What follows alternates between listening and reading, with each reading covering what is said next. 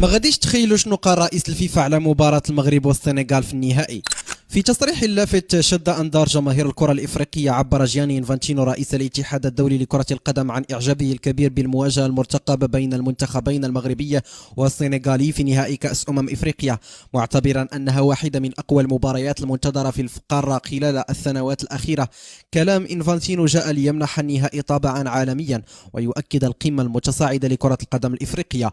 رئيس فيفا لم يخفي حماسه حيث هنأ المنتخبين على بلوغهما المشهد الختامي، مشيدا بما قدماه طيلة البطولة من أداء قوي وانضباط تكتيكي وروح تنافسية عالية. وأكد أن النهائي سيجمع بين مدرستين كرويتين متميزتين قادرتين على تقديم عرض كروي يليق بقيمة اللقب القاري وبجماهير القارة السمراء. المنتخب المغربي كان قد حجز بطاقة العبور إلى النهائية بعد مباراة مثيرة أمام نيجيريا انتهت بالتعادل دون أهداف.